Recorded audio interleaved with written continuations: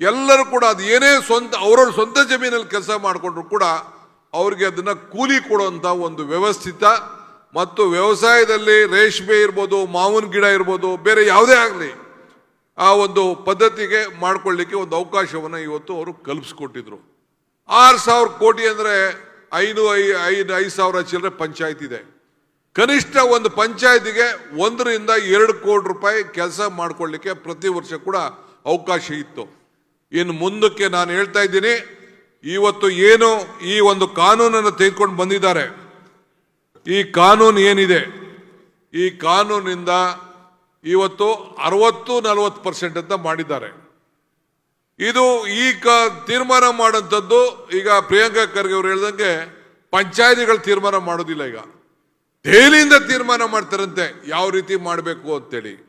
So ಇದಕ್ಕೆ ಮುಂದಕ್ಕೆ BJP ರಾಜ್ಯದ ಸರ್ಕಾರಗಳಲ್ಲೂ ಕೂಡ ಯಾವ ಕಾರಣಕ್ಕೂ ಇದನ್ನ ಅನುಷ್ಠಾನ ತರಲಿಕ್ಕೆ ಸಾಧ್ಯ ಇಲ್ಲ. ನಾನು ಹೇಳ್ತೀನಿ, ಅವ್ರು ಎಷ್ಟೇ ಪ್ರಯೋಗ ಮಾಡಲಿ, ಈಗಾಗಲೇ ಚಂದ್ರಬಾಬು ನಾಯ್ಡು ಅವರು ಇದು ಸಾಧ್ಯ ಇಲ್ಲ ಅನ್ನೋದು ಕೂಡ ಈಗಾಗಲೇ ಅವರು ಹೇಳಿದ್ದಾರೆ ಅಂತ ಎಲ್ಲೋ ನಾನು ಮಾಧ್ಯಮದಲ್ಲಿ ಇದನ್ನ ಗಮನಿಸಿದ್ದೆ. ನಾನು ಇವತ್ತು ಇದನ್ನ 90% ವೇಜಸ್ ಅನ್ನ ಅವರೇ ಕೊಡ್ತಾ ಇದ್ರು.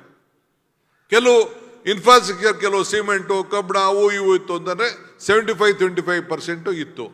ಈಗ ಅದನ್ನ 60-40 ಅಂತ ಮಾಡಿ 125 ದಿನಕ್ಕೆ ಅಂತ ಹೇರಿಸಿದ್ದಾರೆ. 125 ಜೊತೆಗೆ 100 ದಿನದ ಜೊತೆಗೆ ಬರಗಾಲದಲ್ಲಿ 150 ದಿನ ಕೊಡುವಂತ ಅವಕಾಶ ಇತ್ತು. ಕೋವಿಡ್ ಅಲ್ಲಿ 50 ದಿನ ಎಕ್ಸ್ಟ್ರಾ ಕೊಡುವಂತ ಅವಕಾಶ ಇತ್ತು. ಅದು ಯಾವುದು ಕೂಡ ಅವರು ಮಾಡಲಿಲ್ಲ. ಎಲ್ಲರೂ ಕೂಡ ಅದು ಏನೇ ಅವರವ್ರ ಸ್ವಂತ ಜಮೀನಲ್ಲಿ ಕೆಲಸ ಮಾಡಿಕೊಂಡ್ರು ಕೂಡ ಅವ್ರಿಗೆ ಅದನ್ನ ಕೂಲಿ ಕೊಡುವಂತ ಒಂದು ವ್ಯವಸ್ಥಿತ ಮತ್ತು ವ್ಯವಸಾಯದಲ್ಲಿ ರೇಷ್ಮೆ ಇರ್ಬೋದು, ಮಾವಿನ ಗಿಡ ಇರ್ಬೋದು, ಬೇರೆ ಯಾವುದೇ ಆಗಲಿ ಆ ಒಂದು ಪದ್ಧತಿಗೆ ಮಾಡ್ಕೊಳ್ಳಿಕ್ಕೆ ಒಂದು ಅವಕಾಶವನ್ನು ಇವತ್ತು ಅವರು ಕಲ್ಪಿಸ್ಕೊಟ್ಟಿದ್ರು. 6,000 ಕೋಟಿ ಅಂದರೆ 5,000 ಚಿಲ್ಲರೆ ಪಂಚಾಯತ್ ಇದೆ.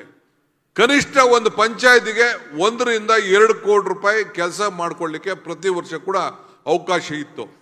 ಇನ್ನು ಮುಂದಕ್ಕೆ ನಾನು ಹೇಳ್ತಾ ಇದ್ದೀನಿ, ಇವತ್ತು ಏನು ಈ ಒಂದು ಕಾನೂನನ್ನು ತೆಗೆದುಕೊಂಡು ಬಂದಿದ್ದಾರೆ, ಈ ಕಾನೂನು ಏನಿದೆ, ಈ ಕಾನೂನಿಂದ ಇವತ್ತು 60-40% ಅಂತ ಮಾಡಿದ್ದಾರೆ. ಇದು ಈಗ ತೀರ್ಮಾನ ಮಾಡೋಂಥದ್ದು ಈಗ ಪ್ರಿಯಾಂಕಾ ಖರ್ಗೆ ಅವರು ಹೇಳ್ದಂಗೆ ಪಂಚಾಯತಿಗಳು ತೀರ್ಮಾನ ಮಾಡೋದಿಲ್ಲ, ಈಗ ದೆಹಲಿಯಿಂದ ತೀರ್ಮಾನ ಮಾಡ್ತಾರಂತೆ ಯಾವ ರೀತಿ ಮಾಡಬೇಕು ಅಂತೇಳಿ.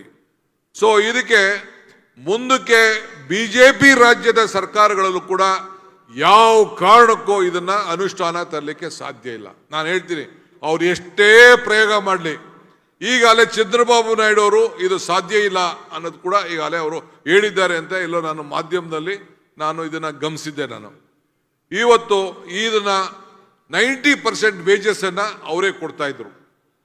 ಕೆಲವು ಇನ್ಫ್ರಾಸ್ಟ್ರಕ್ಚರ್, ಕೆಲವು ಸಿಮೆಂಟು, ಕಬ್ಬಣ, ಅವು ಇವು ಇತ್ತು ಅಂತಂದ್ರೆ 75-25% ಇತ್ತು. ಈಗ ಅದನ್ನ 60-40 ಅಂತ ಮಾಡಿ 125 ದಿನಕ್ಕೆ ಅಂತ ಹೇರಿಸಿದ್ದಾರೆ. 125 ಜೊತೆಗೆ 100 ದಿನದ ಜೊತೆಗೆ ಬರಗಾಲದಲ್ಲಿ 150 ದಿನ ಕೊಡುವಂತ ಅವಕಾಶ ಇತ್ತು. ಕೋವಿಡ್ ಅಲ್ಲಿ 50 ದಿನ ಎಕ್ಸ್ಟ್ರಾ ಕೊಡುವಂತ ಅವಕಾಶ ಇತ್ತು. ಅದು ಯಾವುದು ಕೂಡ ಅವರು ಮಾಡಲಿಲ್ಲ.